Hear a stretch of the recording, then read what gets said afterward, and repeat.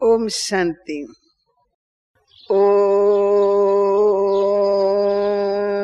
शांति। ओम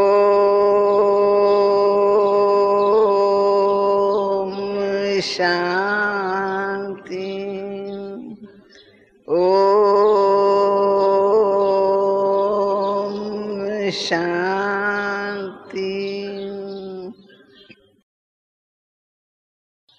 जब से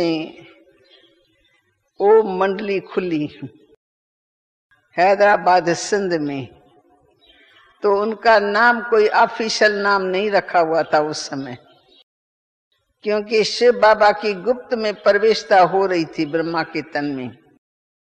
ब्रह्मा जैसे कि ज्ञान के गर्भ में था, ब्रह्मा को भी पता नहीं था, ब्रह्मा नाम भी नहीं था, दादा लेखराज था।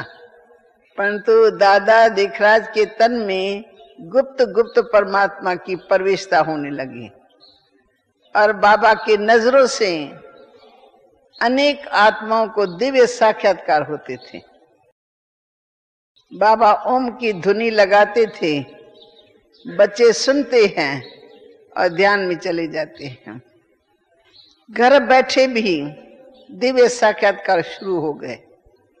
खुद बाबा को ही पता नहीं लगा ये क्या हो रहा है, परंतु बाबा को भक्ति का फल परमात्मा ने दिया। आधा कल्प का भक्त, पक्का बड़ा पुराना भक्त, कैसे भक्ति का फल डायरेक्ट परमात्मा ने इसको दिया। उनको दिव्य साक्षात्कार करा के उनको पहले नाम दादा लेखराज लौकिक, फिर कैसे ब्रह्मा सो विष्णु और विष्णु सो ब्रह्मा बन गया। ब्रह्मा विष्णु कैसे बना, ये तो विचित्र कहानी है इस आत्मा की। हमने प्रैक्टिकल में बाबा को देखा कि वो क्या से क्या हो गया।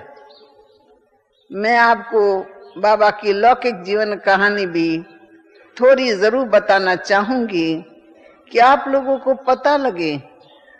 जैसे कोई राजा होता है ना, उसकी राजाई चली भी जाती है, राज भाग चला जाता है, परंतु उनके संस्कारों में जो रॉयल्टी होती है वो नहीं जाती है।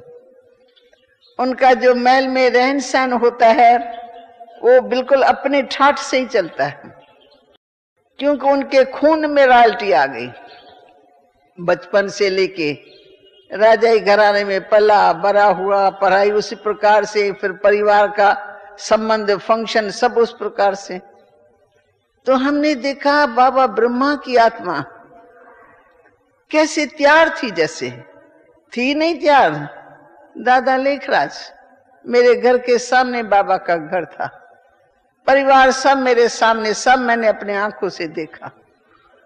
परंतु बाबा के लौकिक जीवन में भी काफी अच्छी अच्छी विशेषताएं थी, जिनको हम बाद में जैसे जैसे देखते गए, सुनते गए, तो हमने देखा कि यानी इस आत्मा का क्या इतना विशेष पार्ट रहा, जो सेकंड में क्या से क्या बन गया।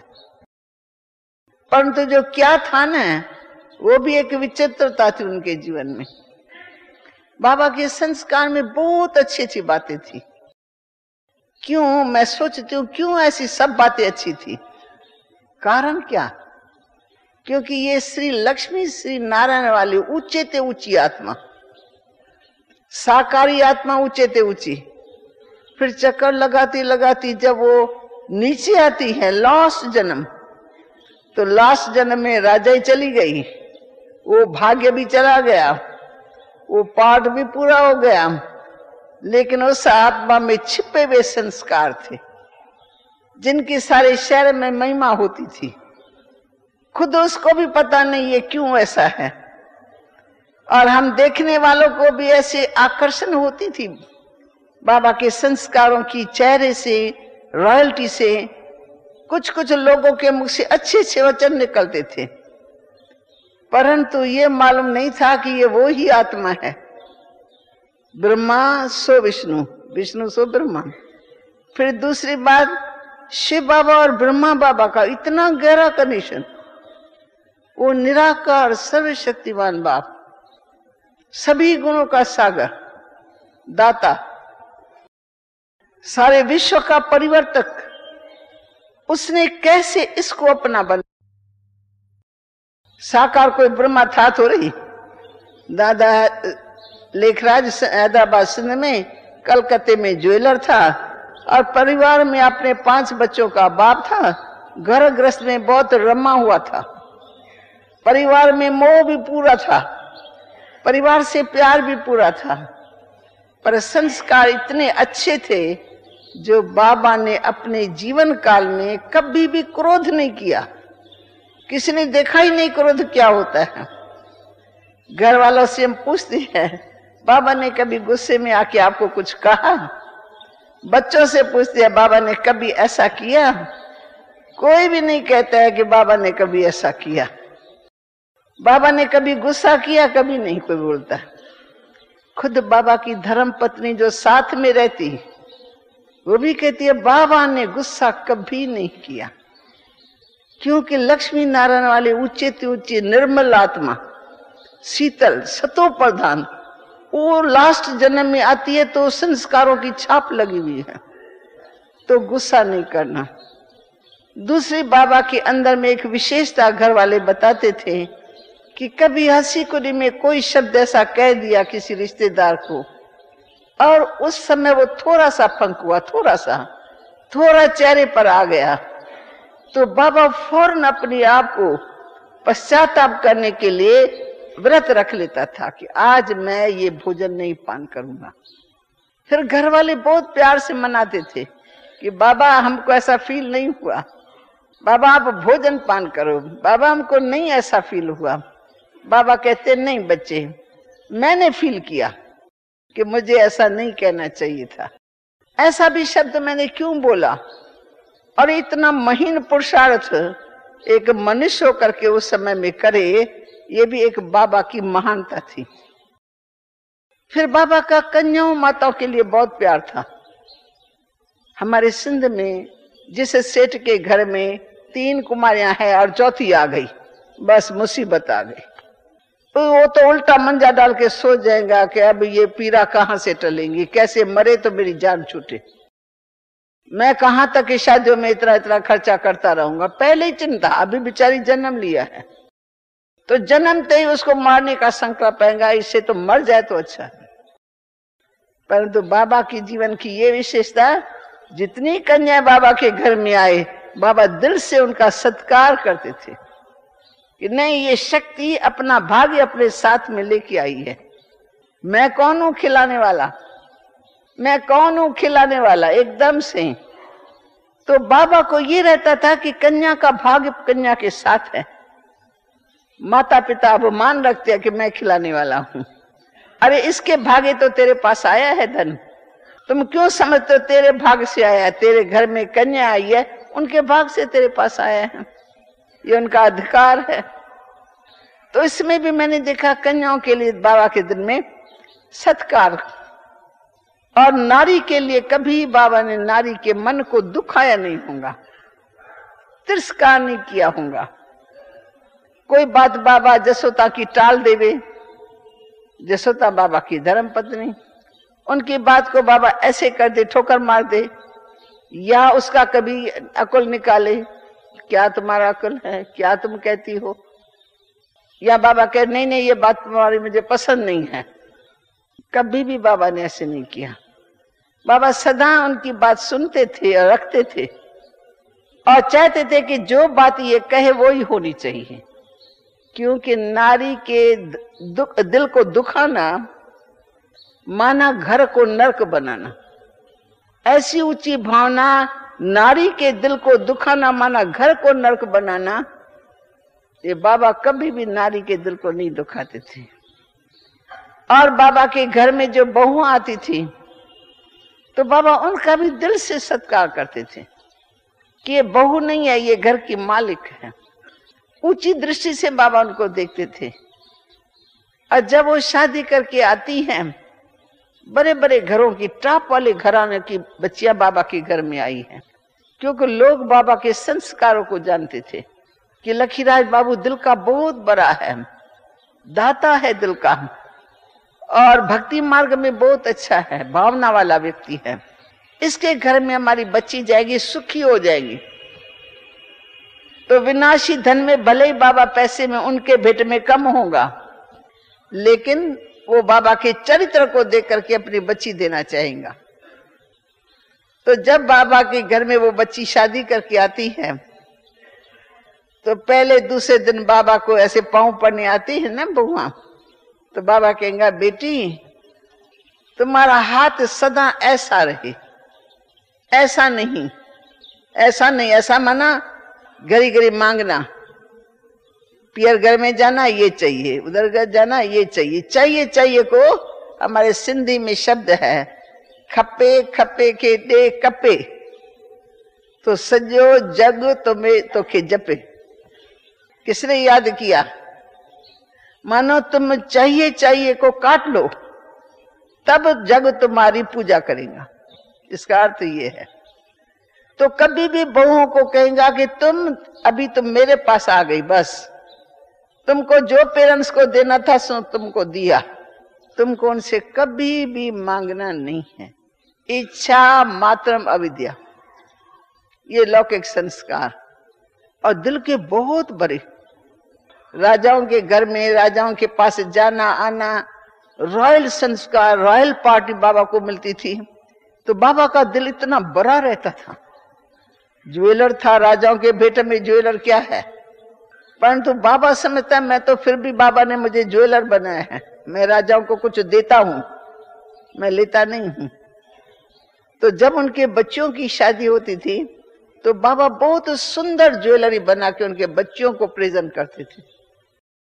तो राजा देखते थे, कहते थे लखीराज बाबू भगवान से एक भूल हो गई है। कौन सी भूल हो गई है? कि भगवान ने राजा तो हमको बनाया है, परंतु दाता तुमको बनाया है। तुम्हारे इतने बड़े संस्कार, ये गिफ्ट हमको देनी चाहिए आप लोगों के बच्चों को, लेकिन आप हमारे बच्चों को आप देते हो। लखीराज बाबू आपकी दिल बहुत बड़ी है। फिर मैंने देखा कि कई बार बाबा की कहानियां तो सुनते थे ना, तो मेरा शौक होता था भगवान के चरित्र सुनने और सुनाने का, एक जिगरी। तो जब भी हमारे को बाबा की धर्म पत्नी या बाबा की बहू, बाबा की बेटी, कोई भी ऐसी बाबा के बारे में बात सुनाएगी ना, तो मैं जैसी चातरक होकर सुनती थी। मेरे को बहुत अच्छा लगता था, क्यों मैंने बाबा को अपने आंखों से लौकिक जीवन में देखा, और लौकिक जीवन की सब बातें मुझे पहले ही जचती थी अंदर ही अंदर। इतना तो मैं बच्ची थी, 12 साल की, मैं इतनी तो बुद्धि थी नहीं, पर क्यों अच्छी लगती थी, जैसे उनके हर बात में मेरा ध्यान चला जाता था। जो काम बाबा करता था उस पर मेरा ध्यान जरूर जाता था। घर वाले जो ऐसी बात बताते थे वो मेरे दिमाग में छप जाती थी। तो घर वाले कभी कभी बताते थे कि बाबा के सच्चाई के संस्कार इतने अच्छे थे। बचपन से लेकर के बाबा ने अपने लौकिक परिवार के अंदर एक सत्यता की छाप छोड़ी हुई थी। सब बच्चों को मालूम है बाबा को झूठ जरा पसंद नहीं आएगा। कोई भी झूठ बोलेगा ना, नौकर चाकर, तो नौकर चाकर को भी अंदर रहेगा कि उनकी शिक्षा है तुमको सच बोलना है। तुम्हें जो चाहिए वो भले मेरे से लो, मैं तुम्हें दूंगा, लेकिन तुमको झूठ नहीं बोलना है, तुमको चोरी नहीं करनी। इसलिए बाबा ने अपने संस्कारों में अपने नौकरों को डाला हुआ था। तो दुकान के अंदर बाबा का एक पुराना नौकर था जो बहुत ऑनेस्ट था। उसको भी पता था और बाबा को भी पता था। कभी उनके बच्ची की शादी हुई, कभी कोई घर में जज कार्य हुआ, उनको थोड़ी भी पैसे की जरूरत होगी ना, बाबा सामने से दिल ले लेगा। बच्चे अभी तुम्हारे घर में ये मौका आने वाला, तुम ख्याल नहीं करना, बाबा बैठा है। उसकी दिल लेकर के उनका भंडारा भरपूर कर देता था कि तुम्हारे सामने ये जज कार्य आया है, तुम चिंता नहीं करना, बाबा बैठा है। था तो वो सर्वेंट, परंतु बाबा जानता था कि ये ऑनेस्ट सर्वेंट है। ऑनेस्टी का तो बहुत बड़ा वैल्यू है।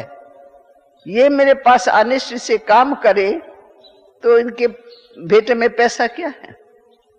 तो एक बार ऐसा हुआ, बाबा कुछ राजा बाबा के पास आए थे, तो बाबा उनमें बिजी था, उनको ज्वेलरी दिखाने करने में। तो कुछ पुड़िया निकाल करके, हीरे जवाहरात की पुड़िया निकाल करके ना उनको दिखा दिखा करके एक साइड में रख दी थी।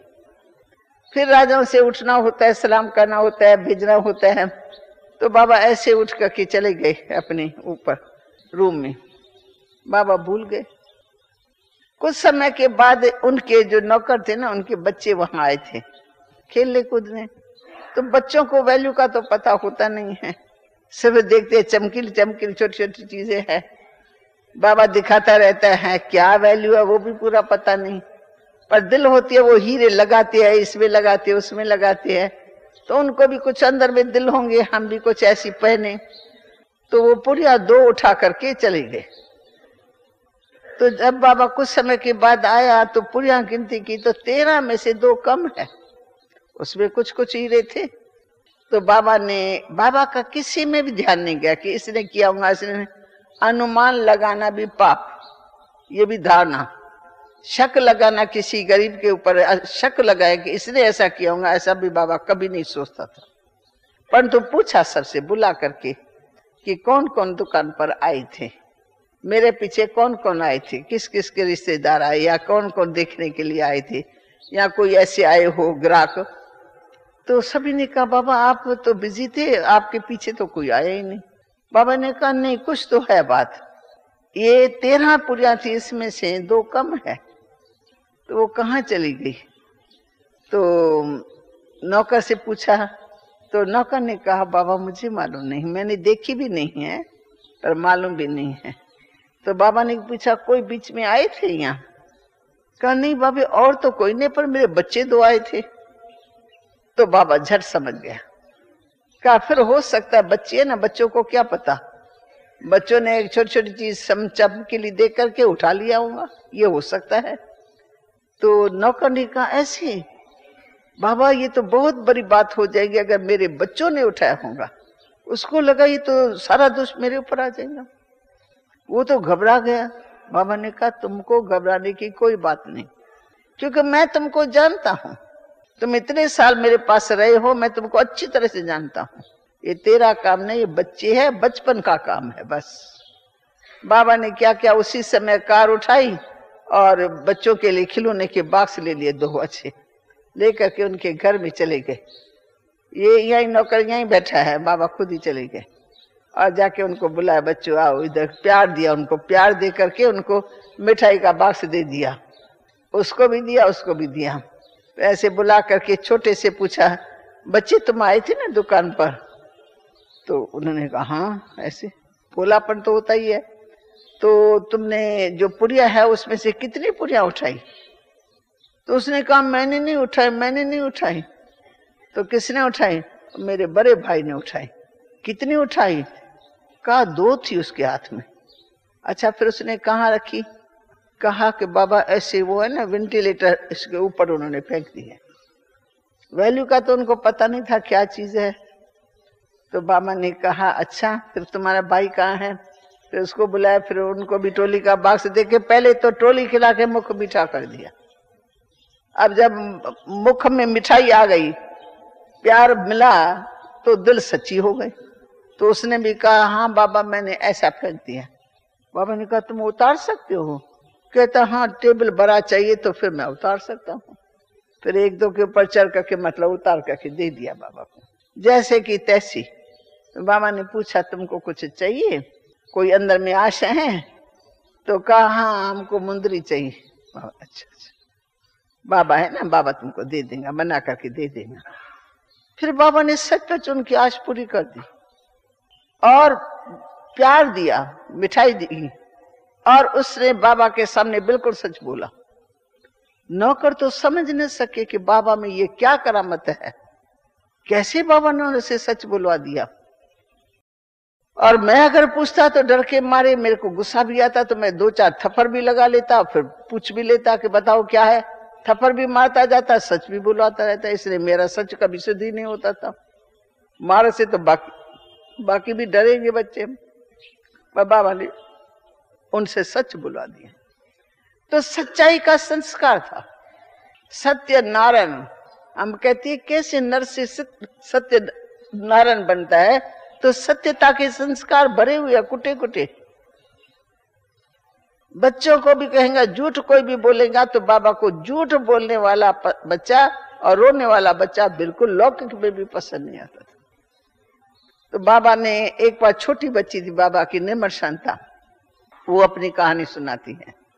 जो बाबा की बच्ची आई हुई है और परसों तो यहाँ बैठी थी, यहाँ सभा में फिर कभी देखेंगे, सम्मान समारोह होगा उसमें आप देखेंगे। अभी तो ओल्ड एज में है, थोड़ा बोलने में होता है उसको, अभी तो सभा में नहीं इतना बिठाते हैं, परंतु दर्शन तो आप सबको होगा। तो उसने बताया कि जब हम 7-8 साल के बच्चे थे, या 6 साल के बच्चे होंगे, तो हमारे घर में ब्राह्मण आता था। तो ब्राह्मण को हमारे मम्मी डैडी खिला करके सोना भी दे देते थे, खाना भी खिला देते थे, थोड़ा सोना थोड़ा चांदी दे देते थे। तो हमने देखा कि मम्मी डैडी सोना भी देते हैं, चांदी भी देते हैं, खाना भी खिलाते हैं, कपड़ा भी देते हैं, सब देते हैं। तो आपस में बात करेंगे, सोना दान करने से सत्य को तो नहीं कहेंगे अगले जन्म में राजा बनेंगे। इस बच्ची ने सुना कि अगले जन्म में सोना दान करने से राजा रानी बनेंगे, तो इसने सोचा मम्मी और डैडी वो तो राजा रानी बन जाएंगे, तो हम क्या बनेंगे। तो वो ब्राह्मण आया था, धामा खा करके चला गया। तो जब धामा खा करके चला गया तो उसने क्या देखा कि ब्राह्मण जा रहा है, तो पीछे पीछे गई। कहता थोड़ा ठहरो, ऐसे करके अपने सोने की चूड़ियां उतार करके उसको दे दी। उसने कहा बेटी ऐसे नहीं होता है, तुम जाओ, तुमने अपनी मम्मी से पूछा? तो कहा न वो तो मेरी चूड़ियां है ना। कहा नहीं, तुम छोटी बच्ची हो ना, तुम जाओ तो अपने मम्मी डैडी से पूछ के फिर मैं तुम्हारे से लूंगा। कहा नहीं, मैंने तो मन में दान किया हुआ है ना, तो दान किया तो वापस मेरे को कैसे देंगे, ये मैंने अंदर से दान किया है, ले जाओ। वो माने नहीं बालकी। तो ब्राह्मण ने कहा चलो घूम घाम करके फिर मैं आके इसके माँ को सुनाता, नहीं तो ब्राह्मण के ऊपर दोष आएंगे ना, सगीर बच्ची ने चूड़ियां उतार करके दे दी और तू कैसे लेके गई। तो वो भी बेचारा राइट था। फिर घूम घाम करके आया तो माँ को बताया। तो माँ ने चूड़ियां ली, शायद पहले उसने दे दी उसने को वापस है, और जसोदा के मन में था तो दान किया हुआ हम रखेंगे तो नहीं, परंतु इस बात को थोड़ा सिद्ध करके बच्ची को समझा के बाबा तक बात पहुंचाएंगे, पीछे हम दे देंगे। तो वो दे के गया, उसने रख लिया। फिर बच्ची को बुला के पूछा तो तुम्हारी चूड़ियां कहाँ है। तो झूठ बोलने का संस्कार तो था नहीं, ऐसे चिप करके खड़ी हो गई। बोलो बेटी क्या गुम हो गया, कहाँ गई। फिर चुप, ने बता किसको दे के आई हो, कोई सखी को सहेली को दे के आई हो। कहते नहीं। किसको दिया। कहते मम्मी मैं ब्राह्मण आया था ना, उसने खाना खाया ना, मैंने उसके बाद उसको दे दिया। कहा तुमने सोने की चूड़ियां दे दी, तुम छोटी बच्ची, तुम्हारी कमाई की थोड़ी है, पैसे कमाई के पैसे थोड़ी है, ये तो माँ बाप ने कमाया उसका पैसे का दान करती हो तुम छोटी हो, तुमको थोड़ी अभी दान करना चाहिए। उसको समझाने के लिए समझा दिया, नहीं तो आगे के लिए पता नहीं और क्या करेगी।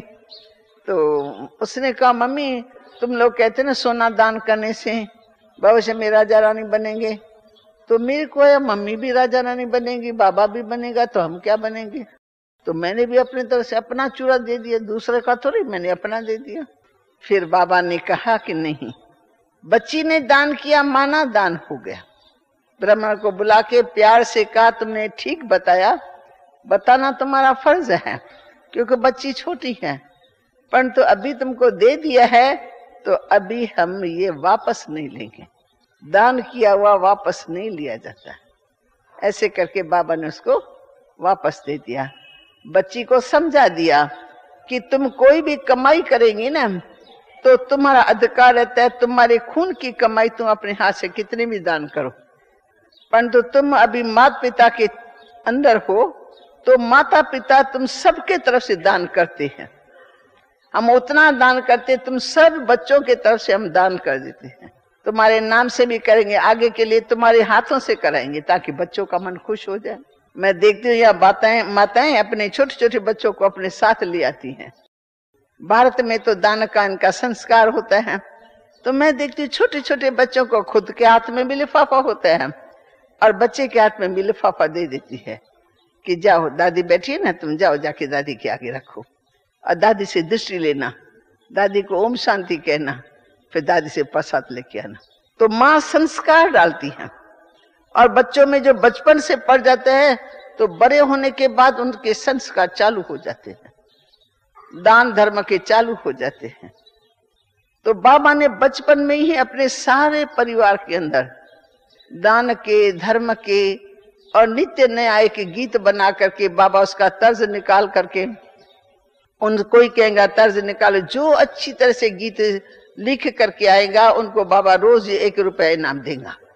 लालच दे देते थे। 1 रुपया उस समय में बहुत कीमती होता था, अभी तो कोई 100 रुपए की 2 टकी की कीमत नहीं है। फिर उनको 1-1 रुपया मिलता, बच्चे खुश होकर के नया नया गीत, फिल्मी गीत उन अच्छे अच्छे अक्षर जड़ करके फिर बाबा के आगे भजन बना के गाते थे। ये संस्कार डाला। सत्संग में ले जाने का, सत्संग गुरुओं में भी बाबा का अटूट विश्वास रहता। गुरु जो कहेगा ना वो बाबा कहेंगे, गुरु का हुक्म माना काल का हुक्म। एक बार की कहानी उसकी धर्मपत्नी और बहू बताती है। तो बड़े घर की थी बहू, करोड़पति घर की थी। हैदराबाद सिंध में सबसे पैसे वाला, बड़े पैसे वाला उसका घर था। दादी बाबा की जो बड़ी बहू थी, मानो बिरजदरा दादी थी। तो वो जो बहू बाबा के घर में आई तो उनके संस्कार तो थे ही अच्छे, और पहले ही बाबा कह देता था कि बच्ची तुम ऐसे मांगना नहीं, ये नहीं करना। उनके संस्कार बाबा ने अपनी तरफ से डाल दिए थे। फिर वो जो बिरजदरा दादी थी, वो जब भी बाबा के घर में आती थी ना, तो जैसे कि वहां की लौकिकता, लौकिक घर की सब छोड़ करके बाबा के पास आई।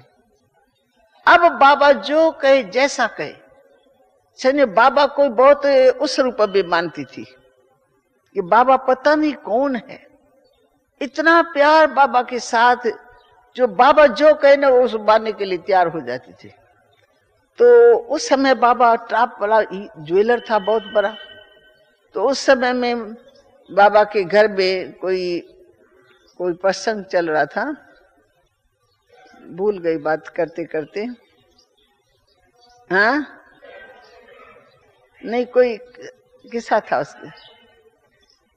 तो बाबा को यानी संस्कार में ऐसा था। हाँ, उसके घर में पहला पुत्र हुआ, बहू को समझो, बाबा को पहला पोता हुआ। तो जब पहला पोता हुआ तो उसके घर में तो बहुत बड़ा शादबाना हुआ पड़ा था। बाबा के घर में खूब तैयारियां हुई पड़ी है। समझो अगले दिन होने वाला है या परसों दिन है, तो उनकी सारी तैयारियां, पहले मिठाइयां बनाना, ये करना, ऑर्डर देना, बड़े धूमधाम से मनाना था। तो इतने में बाबा को अपने गुरु से मुंबई से टेलीग्राम आ गई। तो मुंबई से टेलीग्राम आई तो आप जल्दी पहुंच जाओ।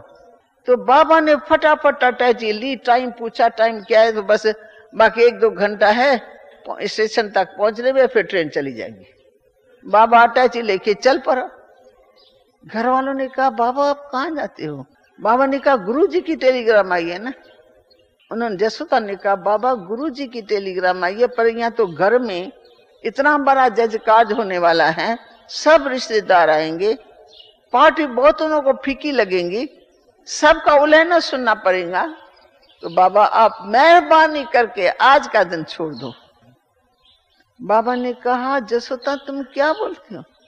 गुरु का हुक्म माना काल का हुक्म। क्या मैं काल को कह सकता हूँ थोड़ा ठहरो, आज मेरे पोतरे का दिन है या फलाना है? जो मैं काल को नहीं कह सकता हूँ तो मैं कैसे उनको कह सकता हूँ? तो नहीं, मुझे जाने दो, मैं गुरु के पास पहुंचूंगा, काम होते ही मैं फौरन आ जाऊंगा। अब गुरु के पास कुछ और तो काम था नहीं बाबा में, पर बाबा गुरु का अन्य चेला था। तो गुरु को कोई मंदिर बनाना था, मंदिर के लिए पैसा बहुत चाहिए था। तो पहला ग्राहक बाबा ही नजर में आया उसको, इसलिए पहले उसने बाबा को बुलाया और बाबा ने वहां गया, उनको पैसा दिया और फटाफट बाबा आ गए। फिर लौकिक रिश्तेदारों ने बहुत बाबा को मीठा मीठा उलहना दिया। लखीराज बाबू पार्टी फीकी फीकी, आपने हमको निमंत्रण दिया और आप चली गई, पहला पोता। लखीराज बाबू आपने ये क्या किया? बाबा ने कहा देखो मेरी ये भावना है कि मेरे गुरु ने बुलाया, माना काल का बुला हुआ, मैं कैसे जवाब दे सकता हूं। भरी हुई थी भावना, कभी कोई गुरु की बात को टाला नहीं। आज बाबा हम लोगों को कहते श्रीमत पर चलो, श्रीमत पर चलो, कोई भी ऐसा काम नहीं करो, क्योंकि बाबा को पता है श्रीमत पर चलने वाले को क्या मिलता है, और जो श्रीमत में मन मत को मिक्स करते उसकी क्या हालत होती है। जो नहीं जानती है, जो निश्चय नहीं करते, वो तो भूलें करते ही रहेंगे, पर उसकी गति क्या होंगी वो बाबा बताता है। छोड़ता फिर भी नहीं है बच्चों को, कि बच्चों से कोई ऐसी भूल ना हो जाए। भगवान के बच्चे बनकर के फिर कोई ऐसी भूल करे।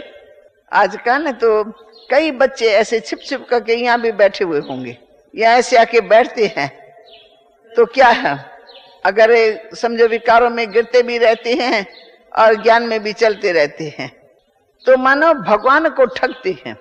अब भगवान को तो कोई ठग नहीं सकता है ना, तो वो खुद को ठगते, तकदीर को लकीर लगा लेते हैं, और उसकी क्या हालत होती है वो आप जानते हो, हम भी सब जानते हैं। परंतु जब ज्ञान का नेत्र खुल जाता है ना, मैंने तो बाबा को देखा, एक सेकंड में बाबा बदल ही गया। ये तो लौकिक में संस्कार अच्छे थे, फिर अलौकिक में हुआ तो हमको लखीराज बाबू नजर ही नहीं आता था। उनकी कोई चाल ढाल, कोई एक्टिविटी ऐसी नजर नहीं आती थी। हम जितनी भी पुरानी बहनें हैं, जिनको आज दादियां कहा जाता है, इन सभी दादियों का ये अनुभव है कि उसने कभी भी दादा को दादा लेखराज के रूप से नहीं देखा। मेरा तो घर सामने था, इसलिए मैंने थोड़ा छोटी आयु में देख लिया, परंतु उन्होंने बाबा को बाबा के पास आते ही भगवान का अनुभव किया। ज्ञान का नेत्र खुल गया, दिव्य साक्षात्कार हुआ, और बस वो बाबा ब्रह्मा को एकदम से उस रूप में देखते थे। या मेरे सामने कृष्ण खड़ा है या फरिश्ता खड़ा है, या तो देखेंगे बाबा ब्रह्मा बिल्कुल फरिश्ते के रूप में खड़ा है, या तो देखेंगे कृष्ण के रूप में खड़ा है। घर में जाएंगी तो बिल्कुल नींद नहीं आएंगी, सारा टाइम बाबा की सूरत मूरत घूमती रहेंगी। बाबा का हर बोल असर करता था। बाबा सिर्फ कहेंगे आओ मीठी बच्ची, बस मीठी बच्ची कही तो दादी ने कहा ना, बाबा ने मुझ में क्या देखा जो मुझे चुन लिया। गीत है ना एक, मुझ में ना जाने क्या उसने देखा, और हम भी अपने से पूछते हमने न जाने क्या उसमें देखा। दादा लेखराज तो वही था, सिंध में पहले भी था, कोई नई बात तो नहीं थी ना। शादियां कराई, सत्संग होता, उनके पास उच्च कोटि के महात्मा लोग आते थे, तब भी हम बाबा के पास जाते थे बचपन में ही। परंतु जो चेंज देखी वो तो वंडरफुल चेंज देखी। मनुष्य बाबा दिखाई नहीं पड़ता था, दिव्यता की मूर्त, चलना फिरना जैसे कोई फरिश्ता जा रहा है। दृष्टि में रूहानियत, सदा रूहानियत, क्योंकि गुप्त प्रवेशता है। तो ऐसी रूहानियत है जिनको देखें तो वंडर खाए ये क्या से क्या हो गया। तो बाबा ने जैसे ही शिव बाबा ने उसको जगाया, तो शिव बाबा करण करावनहार, वंडरफुल बात, वो निराकार और वो साकार, पर निराकार ने साकार में प्रवेश करके साकार को अपना बना लिया, बस वो उसका हो गया। फिर बच्चों के बीच में रहते, स्त्री के बीच में रहते, स्त्री कोई भान नहीं आता था ये मेरा पति है। बड़ी वंडरफुल बात है। अभी आप सब घर गृहस्थ में रहने वाले भाई भी मेरे सामने हैं। आप अपने घर में जाते हो, स्त्री आपको किस रूप से देखती है? भले दैवी रूप से देखती है, लेकिन फिर भी भान तो थोड़ा रहता ही है ना। लेकिन बाबा की धर्म पत्नी को बाबा का भान ही नहीं रहता था। वो ऐसी समझती है कि बस बाबा तो मेरे सामने भगवान खड़ा है, बाबा भगवान हो गया, बाबा भगवान हो गया है। ये मालूम नहीं पड़ता था कि शिव बाबा प्रवेश हुआ है। इसके कारण हमको ऐसा लगता है ये ज्ञान बाद में खुला है, पहले परिवर्तन देख रहे हैं। चमत्कार चमत्कार। जसोदा बाबा के घर में खाना लेके जाती है बाबा के लिए, विधि पूर्वक चांदी के बर्तन में ठीक ढंग से विधि पूर्वक भोजन ले जाती है खिलाने के लिए। पर जब जाती है तो बाबा है ही नहीं और कृष्ण छोटा सा है, वो खेल रहा है। ऐसे ऐसे करके देखती है क्या हो रहा है मेरे को। फिर 2 मिनट के बाद देखती है तो बाबा एक फरिश्ते के रूप में खड़ा है। फिर ऐसे करके देखती है, फिर ऐसे देखती है, मूझ जाती है। जाके अपने बहू को बोलती है कि मैं नहीं बाबा को खिला सकती हूँ। पता नहीं क्या हो गया, बाबा बदल जाता है, कभी कृष्ण आ जाता है, कभी फरिश्ता आ जाता है, मैं तो देखती नहीं, मैं किसको भोजन खिलाऊं। तो बहू भी बाबा को, जसोदा को कहती है, मम्मी तुम तो अपनी बात कहती हो पर मैं अपनी बात सुनाती हूँ, मम्मी मेरे को भी ऐसे दिव्य साक्षात्कार होता है। ये कोई विशेष भगवान का जादू है जो बाबा हमको उस रूप में दिखाई नहीं पड़ता है। तो बाबा के घर में ये लीला चालू हो गई दिव्य दृष्टि की। घर वालों के जीवन में तभी परिवर्तन आया, नहीं तो घर वाले जल्दी थोड़ी मानते हैं। आप चलते हो तो आपकी पत्नी आपको मानती है, क्योंकि आप चल रहे हो तो दोनों ही ठीक है। अगर पति न चले, पत्नी चले तो भी मुश्किल, और पत्नी चले पति न चले तो भी मुश्किल।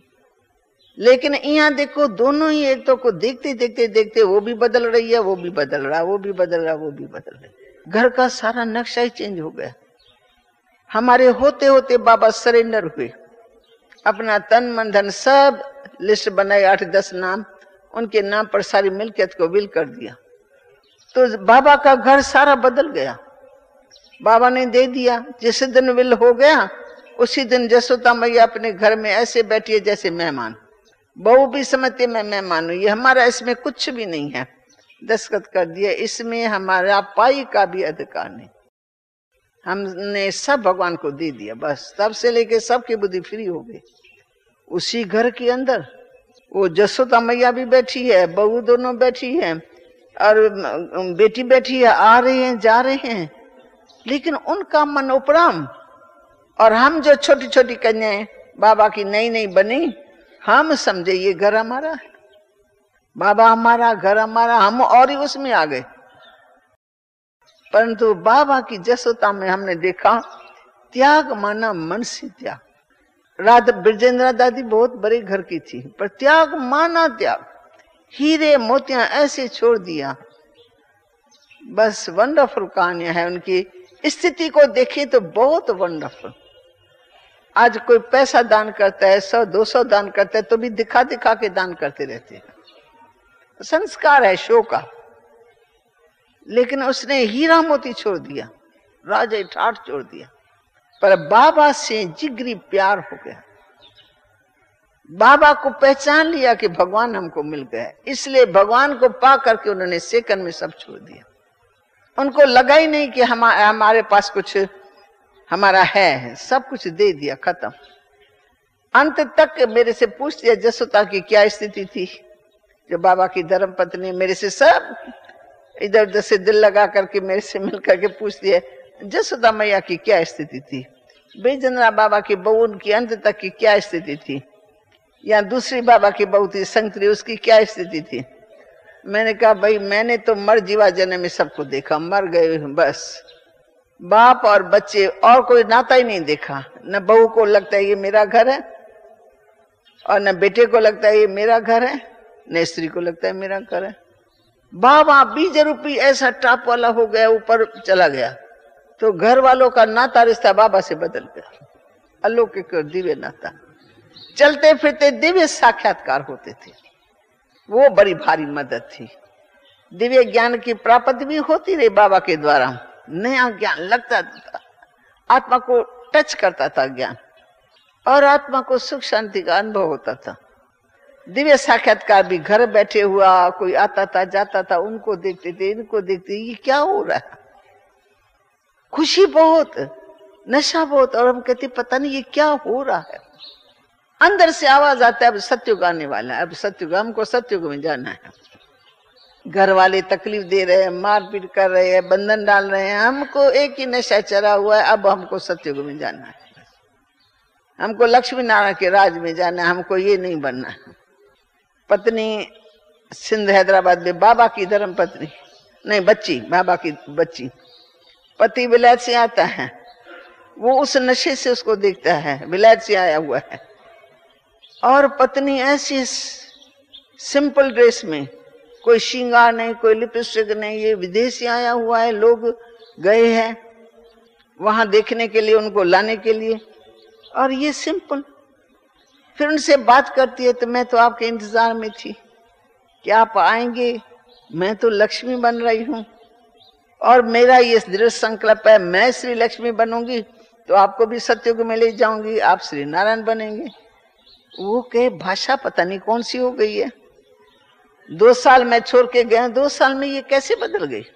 ये बदलने वाले ने, इनका इतना प्यार, जो बात मत पूछो पति पत्नी का, ये कैसे बदल गई। और मेरे को कहती है मैं लक्ष्मी बनना है, तुम श्री नारायण बनेंगे।